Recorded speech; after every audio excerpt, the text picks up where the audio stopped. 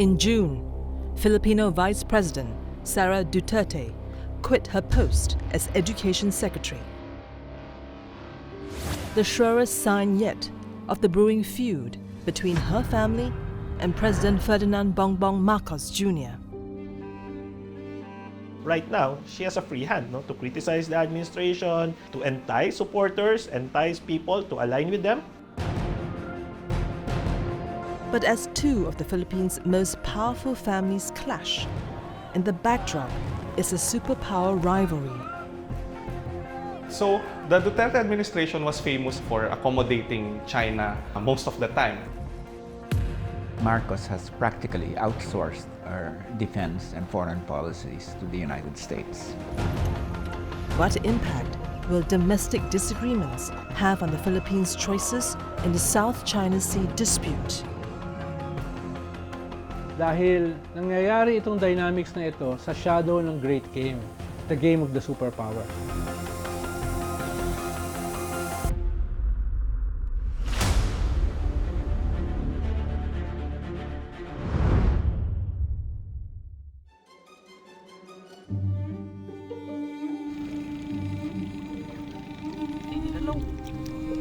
Subukan natin dito sa baka may bisugo. Tagal makita. Dahil bihira ng isda ba? Marami rin mga mamimisugo dito. Here, in Zambales, Philippines, Efren Purones has made his living from the seas for the last 5 decades. Doon ang papuntang Scarborough. 260 degree. Doon sure ball ang tira mo doon. Doon kahit nakapundo ka, sigurado may dadawi. Dito paanod-anod na nga. Wala man. Putik. There's a reason Efren no longer ventures into the waters of the Scarborough shore, some 200 kilometers away, despite the promise of a bountiful catch. Ito, nagwa-water cannon yan eh. Pinagtulungan nila yung dalawa silang barko, pinagtulungan nila yan ay yan ang namigay ng diesel. Yang bipar na yan. Ayun, Chinese Coast Guard ang laki. Oo, yan dalawa. Nahirapan kami ngayon hindi kami makapasok ng Scarborough talaga sa looban ng Scarborough. The Scarborough Shoal and the Spratly Islands to the southwest are in a disputed area of the South China Sea, part of which is called the West Philippine Sea by the Filipinos. These islands lie within the exclusive economic zone of the Philippines. According to the United Nations Convention on Law of the Sea, or UNCLOS, the exclusive economic zone is an area of up to 200 nautical miles from a country's landmass, which it can legally exploit. Meanwhile, China claims a large swath of the South China Sea, bounded by what it called the 9, now 10, dash line, including much of the Philippines' EEZ.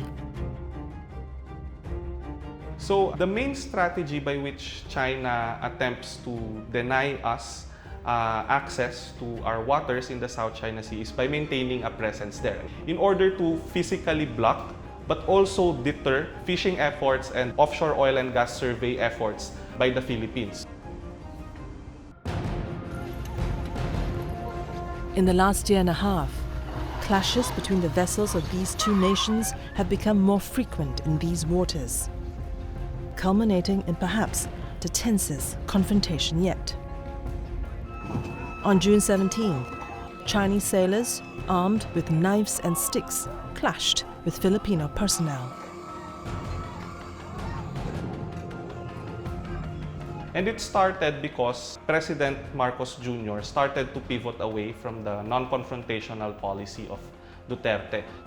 China also ramped up its response, and increasingly those responses have become more and more violent, culminating in this unfortunate incident in which a Philippine Coast Guard officer had his thumb cut off.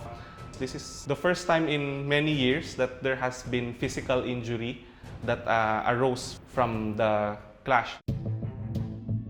In the backdrop of the conflict between China and the Philippines, there is another feud brewing. A quarrel that could shape how Manila deals with its standoff with Beijing. Bad blood is bubbling between the Philippines President Ferdinand Bongbong Marcos Jr. and his predecessor Rodrigo Duterte. Early signs of a rift could be seen when Marcos Jr. deviated from Duterte's approach to China. So, the Duterte administration was famous in its foreign policy for accommodating China most of the time. There was an expectation during the elections that Marcos Jr. is, as the anointed successor of President Duterte, that Marcos Jr. is going to continue the foreign policy of Duterte. No? But that did not happen. Ang West Philippine Sea ay hindi katang-isip natin lamang. Ito ay atin. What we saw instead is that Marcos Jr. pursued a harder foreign policy, which meant that Marcos Jr. was more assertive in defending the Philippines' rightful maritime claims in the West Philippine Sea. Yet, Rodrigo Duterte, who was president from 2016 to 2022, was not always so accommodating with Beijing. While he was campaigning for the presidency, Duterte promised to stake the Filipino claim on the disputed atolls. Kahit na nagsimula siya sa kanyang campaign noong 2015, nasabi niya, sasakay siya ng jet ski at ilalagay niya yung bandera ng Pilipinas doon sa mga artificial islands ng China. Mukhang isang pan lang yung campaign peg. Kaya binoto namin, kay sinabi niya, yung Scarborough, mag-jet ski pa ako, di ba sinabi niya? Yung sinabi niya, ayusin niya yung gusto diyan sa Scarborough. Kaya yung ang dami namin bumoto sa kanya. But after coming to power, President Duterte would switch tact, going so far as setting aside a 2016 Hague Tribunal arbitration decision that China's claims had no legal foundation pursuant to UNCLOS. China has rejected the Hague ruling. Na half-jokingly, ang sabi niya ay, ano bang masama kung tayo ay maging probinsya ng China? Half-jokingly, galing yung kay Digong. At sabi ni Digong, nung nanalo tayo sa UNCLOS noong 2016, ay isang pirasong papel lang yan na dapat itapon sa basura. So, yung ano talaga niya, no, yung kanyang talagang focus is independent foreign policy, no. So sabi niya na yung kanyang usual term na friends to all, enemies to none. Yeah, there is this decision by the tribunal, pero who will implement it, no? So sabi niya, no, if we cannot do this na, the tried conflict situation, why not befriending China in the hope, no, that they will have they will also respond, no?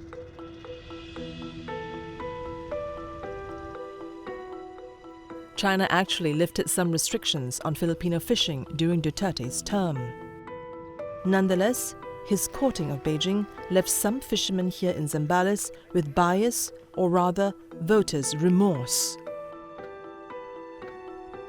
Wala, nagsisi nga ako binoto ko siya. Wala pala. China palang kuha niya. Ako, bisita ko sa China talaga. Pinahirapan kami dyan sa Scarborough. Dami ng karanasan na kuha dyan. Huwag naman sana ganon dahil kami mga Pilipino tayo. Huwag naman siya kakampi doon sa mga kalaban na mga, lalo na sa aming mga mabababa. When Duterte's term was up, his camp would form an alliance with the Marcoses in the 2022 presidential election. Rodrigo Duterte's daughter, Sara Duterte, ran to be Ferdinand Marcos's vice president. Dubbed the Uni Team, the Marcos-Duterte tandem won in a landslide. But soon after his inauguration, President Marcos Jr. took a different path from his predecessor. At nung kanyang trip sa China, yung kanyang first state visit sa China na nangyari, ay mukhang hindi siya masaya.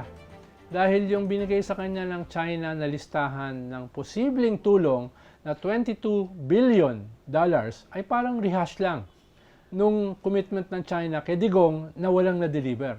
Kaya doon na nagsimula yung medyo official pivot away from China from the Duterte foreign policy. Diyan nagsimula. At binabanatan siya ng mga Duterte doon dahil nga iba yung foreign policy ng mga Duterte. One move by the Marcos administration was to actively assert Filipino claims in the disputed sea. The Filipino leader also beefed up the Enhanced Defense Cooperation Agreement with America, allowing U.S. troops access to more facilities in the Philippines. Then, he would also expand joint military exercises with the U.S. and its allies, with this year's Balikatan War Games being the largest yet. All to China's chagrin. 菲方应该清醒地认识到，拉拢域外国家在南海炫耀武力、挑动对抗，只会加剧局势紧张，破坏地区稳定。 Reactive yung China. So you notice if there are mga untoward incidents in the West Philippine Sea, which China initiated, it's usually after we have other activities with other countries. So kung ganun na, kasi biglang from pivot to China, biglang 180-degree pivot to US kaagad. So syempre nagulat din yung China. So parang nasaan na yung pinagsamahan natin for the past 6 years? Biglang nawala kaagad. But what China does not seem to understand is that the Philippines is going to the US precisely because of the insecurity that China is causing. Duterte would come out against his successor's actions. In an interview with Chinese state media, the former president implied that Marcos Jr. was an American stooge, that it is the Americans that will tell him what he should say to China. Marcos has practically outsourced our defense and foreign policies to the United States. And at the same time, we have a former president that is using the closeness of Marcos to the United States in order to discredit him. Not because of national interest, but because of dynastic interest. But as far as the fishermen are concerned, they prefer Marcos's more muscular approach. Ganito katagal sa Iskalburo, marami nang nakuha. Ilang oras to. Dito, sa tabi.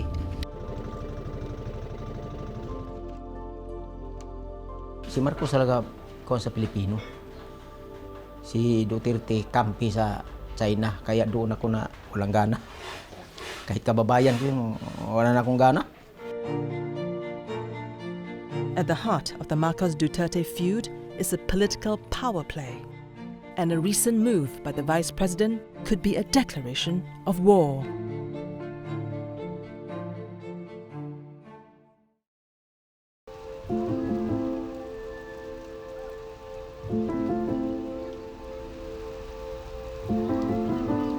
July 22nd, 2024, typhoon season has brought torrential rains to Quezon City, Philippines.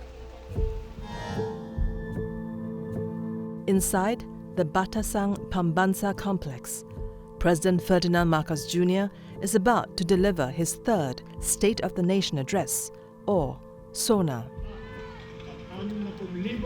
Outside, the deluge did not dampen the enthusiasm of the gathered Marcos supporters.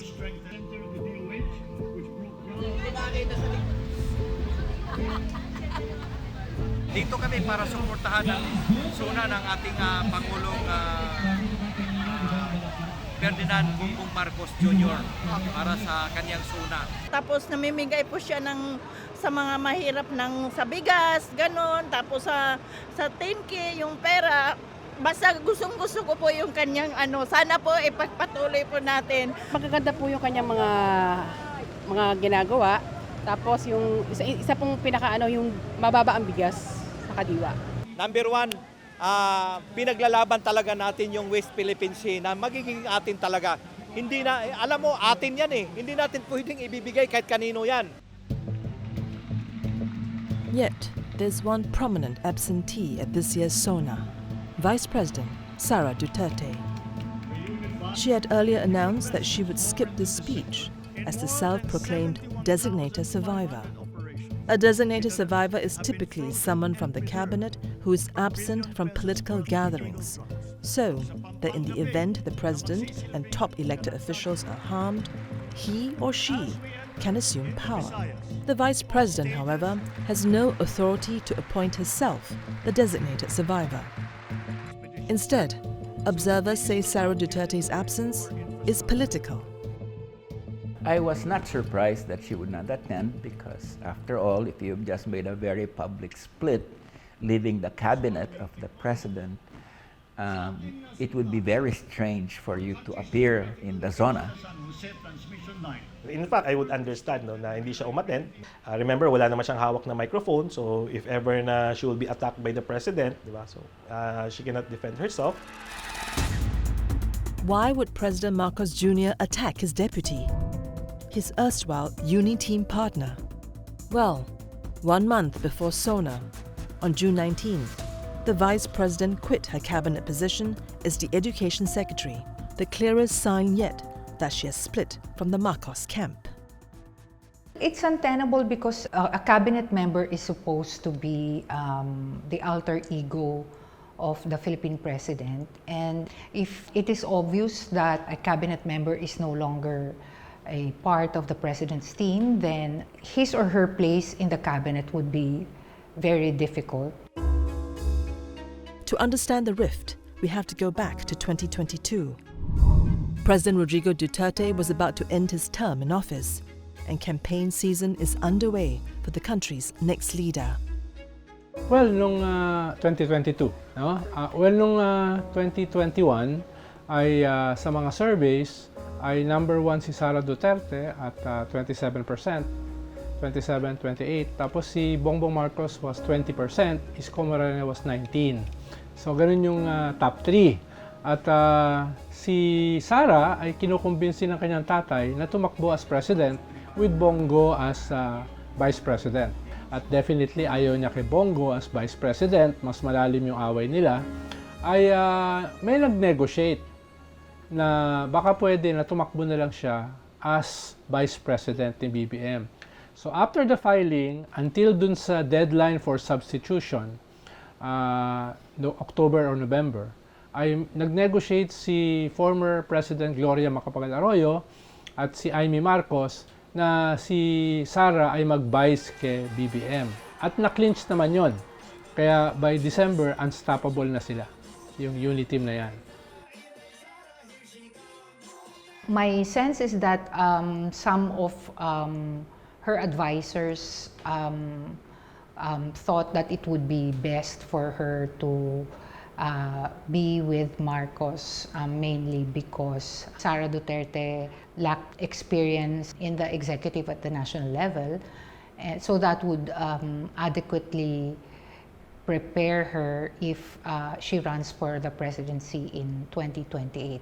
And in fact, her father was not shy in saying that he was disappointed with his daughter's decision to run or to give way to Marcos Jr. to run for president, and she will just run for the vice presidency. In the Philippines, the president and the vice president are elected separately instead of a single ticket like in the United States. In 2022, as a result of the Uni-Team alliance, both Ferdinand Marcos Jr. and Sara Duterte won their contest handedly. Though many observers did not expect this political partnership to last. I wrote an article that basically said that this alliance between two dynasties is not going to last. At the most, it's going to last about a year and a half, because in the Philippine context, historically, electoral alliances between dynasties have been alliances of convenience. I guess the first sign of friction was when she was not given the defense cabinet portfolio. Dahil ang gusto ni Sara, defense portfolio. Yun yung marites nun. At ang nakuha niya ay DepEd. Kung ikaw naman ay presidente, ba't mo ibibigay yung defense portfolio sa iyong vice president? Ibig sabihin, yung hahawak ng military, yung vice president mo, baka delikado ka naman, no? Dahil literally, the vice presidency is a heartbeat away from the presidency. Soon, the families would quarrel over another matter. President Marcos proposed a constitutional change in December 2023 to amend the country's foreign ownership laws. Currently, public utilities must be Filipino-owned. There are also caps on foreign control in sectors like education and advertising. They want to liberalize or kind of relax the constitutional provisions that prevent certain foreign companies from investing in the Philippines. The argument is that the Philippines lags behind foreign direct investment compared to other ASEAN countries, mainly because of this constitutional provision. Some people are worried that there is nothing that can prevent those who will change the constitution from also changing the political provisions in the constitution, which can actually extend the terms of the current politicians. So that would be a game changer. So they wouldn't want that. In Filipino history, a constitution change has previously been used to concentrate power in the head of state. In 1973, by the current president's father, Ferdinand Marcos Sr. Well, the Constitution was amended to make the Philippines a parliamentary system. It was promoted as a democratic constitution, but of course, the important thing was, informally speaking, it was a greater concentration of power on his part. The constitutional amendment divided power between the president and the prime minister, similar to the French system. But having declared martial law in 1972, Marcos Sr. effectively held both offices and all associated powers. It was one of Marcos's ways of trying to hide the fact that in 1972 he had established a dictatorship. In the present, Rodrigo Duterte was initially critical of any constitutional amendment. I think what he's really afraid of is that Sara won't be able to run for president in 2028. And the one who would be favored most by this is Martin Romualdez, who, as a Speaker of the House, would be the key person within one House parliamentary system. Martin Romualdez is the current Speaker of the House and President Marcos's cousin and close ally. If it becomes a parliamentary system where the current Speaker of the House becomes the Prime Minister, then that will suit very much desires or the interests of the Marcos dynasty. After the amendment proposal, the Duterte camp would ramp up their attacks on President Marcos Jr., while Sara Duterte largely kept out of the fray. Her brothers and her father would take their gloves off. The armed forces of the Philippines, alam ninyo, may drug addict tayo na presidente. Sabi nila, pinapagpatay ko raw yung mga drug user at drug addict. Mabutit na lang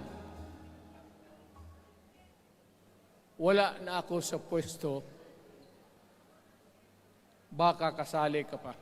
Sa tagal ko sa politika, ngayon lang ako nakakita ng isang ex-president na lahat ng threats na pwede mong hugutin sa sako ay binato mo sa isang incumbent president. Ano yung kanyang threats?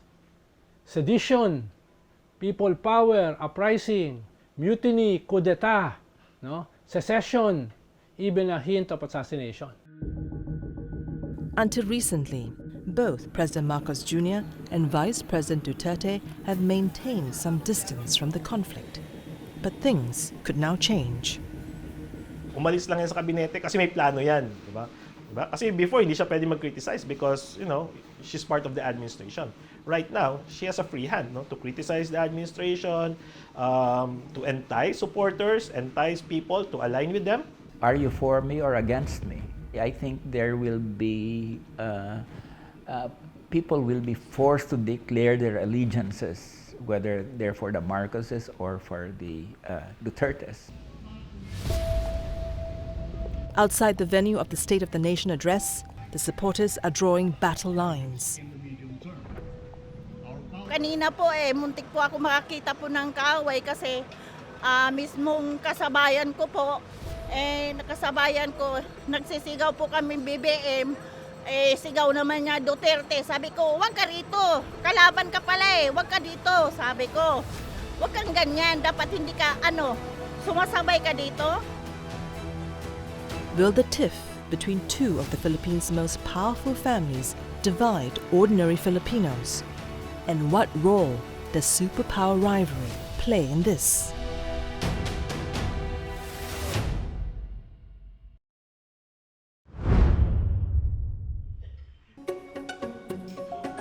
Byron Cristobal made a name for himself as the manager of a female music group. But online, he's better known by his moniker Banat Bay, where the vlogger is a fervent Duterte supporter. Naku, patay, alam mo, nung binasa ko to, noong 2017, iba, nagpasalamat pa si Pangulong Marcos kay Duterte. Tapos noong 2024, biglang wala nang nagawa. Noong 2017, hindi pa pala presidente si Marcos noon. 2022 pala siya tumakbo. So, kailangan niya pa yung suporta ni Duterte. Iba talaga ito si Mayor pa nun, Rodrigo Duterte, na hindi peke. Kasi lahat naman ng politiko, di ba, sasabihin nila may malasakit sila. Ito kasi hindi talaga Pagka merong naaapi, talagang inaano niya, tinutulungan niya. With the fissure between the Marcos and Duterte camps, Banat Bay has become increasingly critical of the president. Ako sa tingin ko, ito ang simula ng pagbagsak ng administrasyon na to. Kasi kung titingnan nyo naman ang ratings ng mga Duterte compare sa Marcos, malayo. From the 2021, doon pa lang, ang layo na ni VP Sara compare kay Marcos. As one of Duterte's most outspoken supporters, Banat Bay receives his fair share of hate. Vlogger na walang kwenta, pero pinanonood mo. Tanga ka din, Ayun. Noong una, yung namatay si Percy Lapid, ikaw na susunod, yung mga ganun. Marami akong ganun, mga ikaw na susunod, ang ingay ng bunganga mo, pag nakita kita, sasapakin kita. But he himself is not without controversy. There are online petitions to shut Banat Bay's social pages for spreading misinformation. And he's currently being sued for libel by a former senator. The vlogger, however, is defiant. Pagka may sarili ka ng paniniwala, lahat na lang ng ibang tao mali. So, yan ang sinasabi nila. Pero kami, stick facts lang kami. Filipinos have some of the highest usage of social media in Southeast Asia, and it is their main outlet to keep up to date. About 6 in 10 use Facebook for news. The problem, though, is the online space in the Philippines is notoriously toxic. It was once dubbed patient zero in the fake news epidemic. Siguro for me, nung nagsimulang gawing super idol or Panginoon ng mga tao yung isang politiko, which was started nung time ni President Duterte, former President Duterte, hindi na naging bukas sa kritisismo yung mga tao. Konting kibot lang, konting sabi lang about the politician na sinusuportahan nila, galit na sila, kumbaga nawala na ng diskurso. So, yun yung, kaya naging toxic yung politika. Julie is a reporter with One News, assigned to cover the president. In the last decade, Filipino journalists like her have been on the receiving end of brutal harassment. The Center for Media Freedom and Responsibility recorded 75 cases of attacks and threats against journalists between June 2022 and April 2023. If I remember correctly, merong isang coverage ako sa Bicol na, well, mas kaunti yung tao doon sa motorcade, doon sa political rally ni PBBM. So, of course, yun yung nireport ko na hindi kasing dami ng tao from the previous place na pinuntahan niya. And then natulog lang ako. Kumbaga natulog ka lang. Kinabukasan, ang dami ng hate messages. Yung kumbaga double standard, na kapag gusto nila yung sinasabi mo, gusto ka nila. Pag against them, fake news ka. The worry is, if the feud between the president and the Dutertes intensifies, how will it divide Filipinos? Our politics tend to gravitate toward personality politics rather than political parties. So it's very easy to be polarized because the degree of polarization depends upon the number of key personalities there are. In late January, former President Duterte poured fuel on the fire. He suggested that the region of Mindanao should secede from the Philippines. The majority of Filipino Muslims live in Mindanao. It is a fraught region where rebels once fought the government for independence decades prior. One part of it, known as Bangsamoro, is in talks with the government for autonomy. Mindanao's biggest city is Davao City, a Duterte stronghold.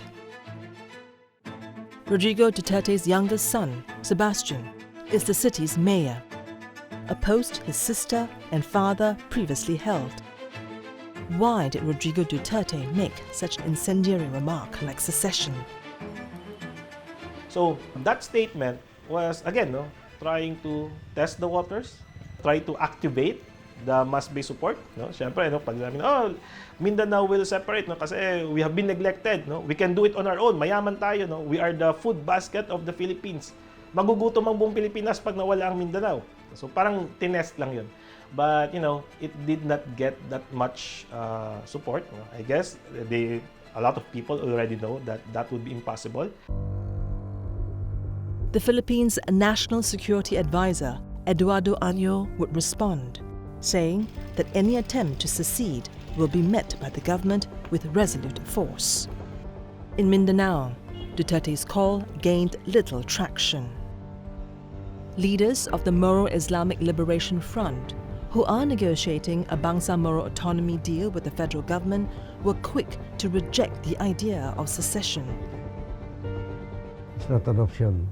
Well, we respect the view of the former president, but I don't think it does not change anything. But elsewhere, something curious happened.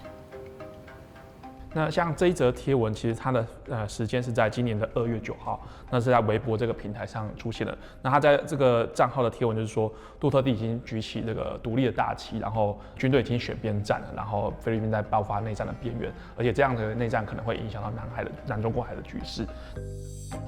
Qing Yang works for Doublethink Lab, a research agency based in Taiwan. After Duterte's remarks, they began to notice posts about an imminent Filipino civil war circulating on Chinese social media. 这一篇的文章，它是在非华网，就是说有点像是在提供菲律宾华人的讯息。那他这边下的标题就是说，如果马可仕总统在为美国服务的话，那缅南老岛就要退出菲律宾。这样的一个言论可能会去影响到菲律宾的群众对于他们的外交政策的一些支持，比如说中国可能会在内政议题上去扩大他们的内部冲突，然后会去引导像这样内部的冲突到于对外政策这样。我觉得这个领域其实是值得注意的，但是目前还没办法说它是一个在很严重的状况。Doublethink Lab also found that some Philippine influencers were parroting the Chinese narratives. 他们可能是比较偏向网红，然后我们去观察他的社群媒体账号的时候，他可能有看到一些例子是他可能会参加一些中国外交部办的活动，然后平常他的粉专或者是脸书的页面上比较多的也是倾向中国的一个比较有利的一个趋势在这边。parang parang lumalabas nito, it's a proxy war din, no? Parang Marcos US, Duterte China, no? So parang ganun yung nakikita kong laro eh. So ako sabi ko nga, it would really depend on how China would try to play with the situation. And when details emerged that Rodrigo Duterte, as president, had entered a secret agreement with China to maintain the status quo in the South China Sea, the former president was labeled a traitor in public and online. His supporters were also tarred with the same brush. Sa tingin ko, oo. Kasi una-una, ito'y laban ng China at ng Amerika na ang pinaglalabanan ay Taiwan. Kaya ngayon sinasabi nila na pinagbibintangan nila na yung mga Duterte supporter is pro-China. Hindi kami pro-China. Pro-Philippines kami. We want to protect the Filipinos. Kaya nga ayaw namin na magkaroon ng gulo dyan. As the feud turns bitter, the war of words between the two camps is likely to ratchet up, potentially dividing supporters on the issues in the South China Sea. For the first time, nakakaroon tayo ng isang bagong emerging patriotism. Sa lahat ng survey, more than 90% ng ating populasyon, more than 90% ng na-survey, ang sinasabi ay galit sila sa China sa pangpasok sa ating bakuran. Kaya sa mamamayan ay na-unite. Sa mga politiko, nahahati dahil iba yung kanilang interest. Kung open yung lahat sa discourse, kung open yung lahat na maayos tayo mag-uusap, maayos tayo magpapaliwanag, hindi magiging toxic yung politics natin.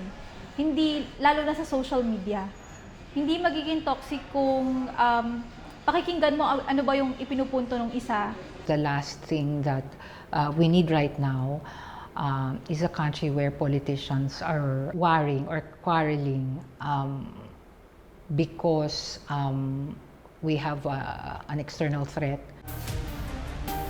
In this political contest, who wins could impact how the country deals with its many challenges.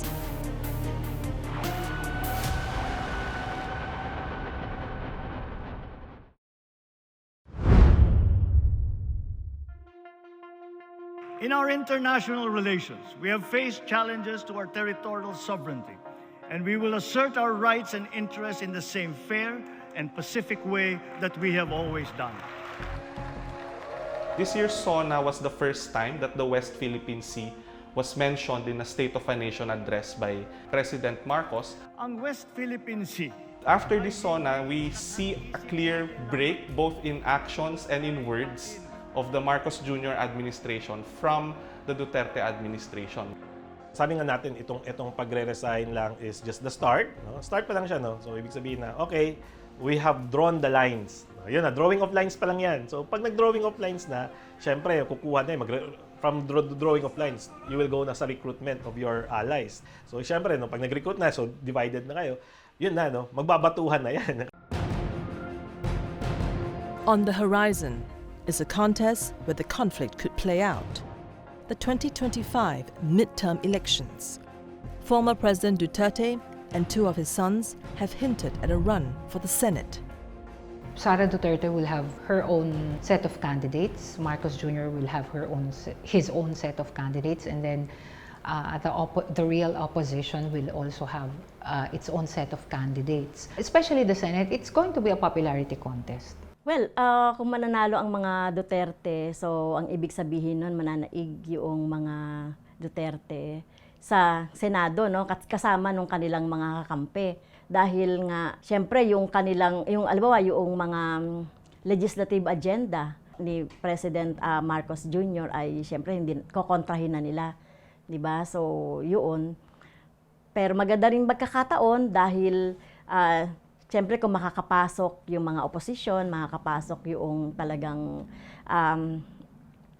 masasabi natin na may mga record sa Kongreso at Senado na pwede namang maipagmalaki.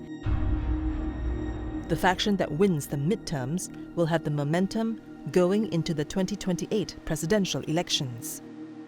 Clearly, the Marcoses are preparing for Sara Duterte's running in 2028, and the Dutertes are also preparing for that. What's going to happen with this feud between these two families that has now passed from the level of what you might call verbal kind of exchanges, and it has now moved into open warfare. It's now political war between these two families. In terms of approval, rating, and trust, Vice President Duterte has consistently polled higher than President Marcos. Though, since the split, the gap has narrowed, at least in one poll. Yung trend niya pababa. Halimbawa, ito yung first time na mas malaki ang binaba ni Sara kesa kay BBM. Dahil last year, pareho silang bumababa at mas malaki si BBM. This year, ang bumababa na mas malaki ay si Sara. Mas ang problema ni BBM, mas bumababa siya sa survey dahil sa mga gut issues like food inflation. The Filipino economy grew the fastest in ASEAN last year, at 5.6%, though inflation has darkened the economic highlights. While it is down from the peak of 2023, general headline inflation climbed in 2024 to 4.4% in July. Food inflation is slightly higher, above 6%. Furthermore, foreign investment remains comparatively low. In 2023, the Philippines ranked 6th among the 10 ASEAN countries in terms of foreign direct investment inflows. We are in a very competitive environment and a very competitive area known as Southeast Asia. Everybody is looking for investments. So we have a few challenges ahead of us, considering our power energy cost is one of the highest in the region compared to our neighbors. And these are things that we have to upgrade. And also the big challenge of ease of doing business. Here, too, the feud could have an impact. This feud between the Dutertes and Marcoses, it might lead to a period of political instability in the Philippines, which might spook away potential investment. I think what spooked investors and as well as our diplomatic partners, how quickly policies can change between administrations. The primary worry is that what if Sara Duterte wins the 2028 elections? If she wins that elections, we are going to expect that she's going to undo the policies of Marcos. With the Marcos administration's pivot to America, Washington has pledged over $1 billion to invest in the Philippines' semiconductor sector. Friendly relations with any country is favorable for us. Any country. Of course, for certain benefits, some countries will go out of their way to help you. But they will help you as long as it will benefit them. They will not help you to the detriment of their own interests. That's politics. And businessmen are not afraid of politics. We tried as much as possible to learn and to work with politics. Besides the Philippines' midterms, all eyes will be on another election as we head into 2025, the vote for the next US president. So wala tayong problema if it's still, if now kasi ang nilalabas nila is si Harris . So kung si Harris yung mananalo, we don't have any problems, because our perception is that it will continue whatever is the program provided to us. But if it's Trump, then that's another story. If Trump perceive that their presence in the Philippines will only cost them money and they will not gain anything, I don't think they will continue whatever promises the Democrat administration promised us. So, tapos tayo, wala na. And, pwede pang gamitin ng mga Duterte yan on their favor. Sige. So, sinabi ko kasi sa inyo, di ba? Dapat kaibigan natin China. So, we were correct. Di ba? We were right. All that, from the very start. So, since nagkamali itong administration, dapat ibalik natin yung tama. Already, things are getting ugly. Vice President Sara Duterte accused the authorities of reducing her security detail, while her brother, Davao Mayor Sebastian Duterte, allege that the federal government is delaying funds for projects in Davao. The administration denies that these moves are politically motivated. Meanwhile, President Marcos has been coy about allowing the International Criminal Court to investigate the extrajudicial killings of his predecessor's drug war. One of the biggest cards they play is the ICC, the International Criminal Court investigation. So that's a very big sword of Damocles on former President Duterte. So, yun. So habang pumapasok, no, you destroy the reputation of our justice system, and, you know, for all we know, lampas na yung 2028 and Digong is still under investigation. 'Di ba? So hindi natupad yung objective mo. These salvos in the Marcos-Duterte feud could be a sign of things to come, all with perhaps an impact on both domestic and foreign policy. Dahil nangyayari itong dynamics na ito sa shadow ng great game, the game of the superpowers. Hindi sila papayag na yung kanilang mga sinusuportahan ay madurog. This is the problem at this point, that the United States is taking advantage of the image of China as a bully in order to fortify its offensive capabilities in the Philippines. And that's really a tragedy, and we need to do something about it. My biggest concern is that because of the split, people are made to believe that there are only two choices, Marcos and Duterte. And that's sad and unfortunate thing if that happens. Because I believe that there are a lot of deserving politicians out there who can also run and hopefully win public office.